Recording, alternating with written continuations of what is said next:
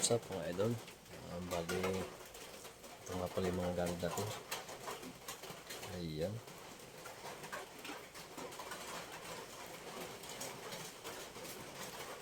Meron nga pala tayo mga pang drop shot, mga mini. Then, ito may medium tayo. Tapos ito drop shot. Tapos ito mga DIY ko lang ito, mga soft tail to. Mamumurahin lang. Ito medyo may konting kamahalan. Mga ano lang naman, mga 50 pesos lang naman. Ito mga mahal. Ito mga zoom. Yan. Meron tayong medium, large. Tapos ito. Yan. Mga long tail nila yung zoom. Then meron tayong ayan, Daiwa. Double clutch. Tapos meron tayong mga Mino. Ayan. Meron tayong pang dalag dito. Pero ito kalimitan to mga pang pang big mouth bass. Ayan. Tapos ito yung setup natin sa sa zoom. Ayan. Diyan yung kanyang sinker. Tapos ito, may swivel tayo dito para pagkabit natin sa line. Ito, kakabit natin sa line. Hook lang natin. Ayan. Yan. In case na in case na gusto natin magpalit, kabit lang natin dito sa swivel na to. Ayan. Setup na siya.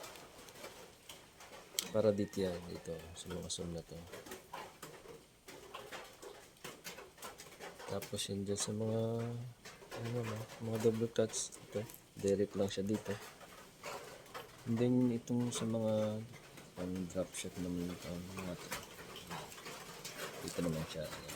Swivel din siya sa para hook natin dito. Diyan. Tapos ganito setup. Nasa gitna yung hook niya. Ayan. Sige tayo hook. Yung sinker niya sa dulo. Ayun naman. Setup ng drop shot. Ayan. Hindi gaya dito sa pang soft tail. Ayan. Nasa dulo siya.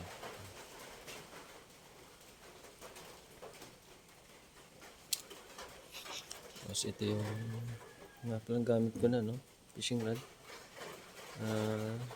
Murahin lang. Brand niya FRRTC 165. Ayan. Okay na naman siya. Tibay.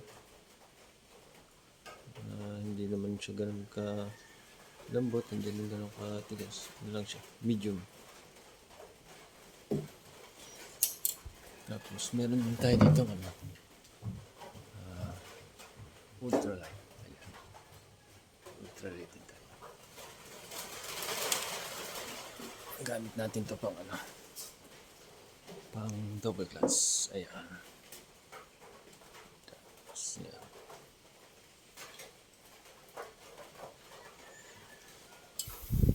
Tapos ang fishing reel ko ito siya, Sugalyang 2000 series. Ito natin. Ayan, Sugalyang 2000 series. Napaka-smooth. Sarap gamitin.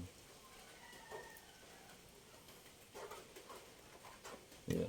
Bali natay ko lang yung kasama ko. Atake kami ngayon. Kaya set up ako. Para mamaya handa na. Yun lang mga idol. Peace out.